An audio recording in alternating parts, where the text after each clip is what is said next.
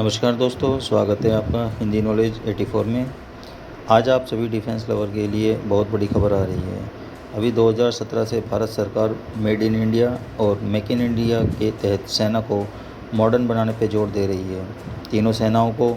लेकिन इससे पूर्व बोफोर्स की घटना के बाद करीब 2 दशकों तक कोई भी सरकार सेना के लिए कोई भी सौदा करने में हिचक रही थी और सौदा हो भी नहीं पा रहा था पूरा, डर के कारण। इसी वजह से हथियारों में कमी आई, खास के एयरफोर्स के लिए जेट्स में बहुत कमी आ गई।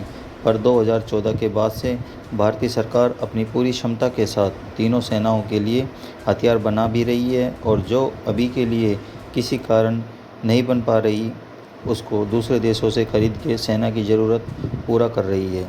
भारत सरकार पहले ही HAL को करीब 200 के आसपास तेजस के दोनों वेरिएंट का ऑर्डर दे चुकी है, और इससे पूर्व फ्रांस से 4.5 जनरेशन के 36 रफ़ाल ले चुकी है एवं नेवी के लिए 26 राफेल M भी खरीद चुकी है।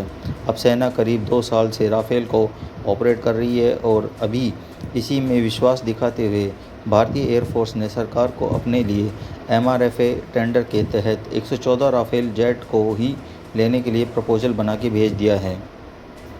राफेल एक बेहतरीन जेट है और सेना चाहती है, जो उनकी स्क्वाड्रन कम होकर अभी 29 तक जाने वाली है इसी माह, और अगले 5 साल में जगुआर की 2 स्क्वाड्रन को भी सेना रिटायर कर देगी। तब तक ये बहुत कम हो जाएंगे।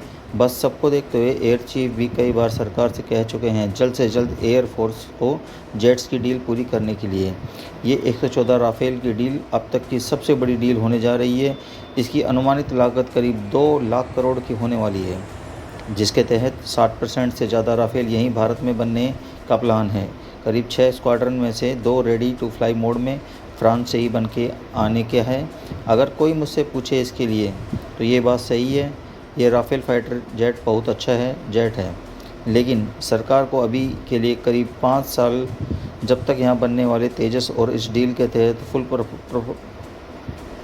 प्रोडक्शन में ना आ जाए, तब तक के लिए करीब राफेल की ही कम से कम 8 से 10 स्क्वाड्रन की डील फाइनल कर लें।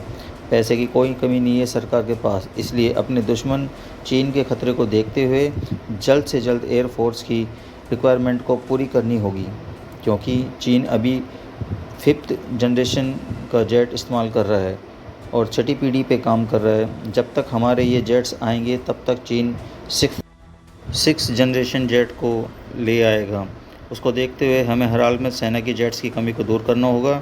वीडियो पसंद आए तो चैनल को लाइक और सब्सक्राइब करें और बेल बटन को प्रेस करें।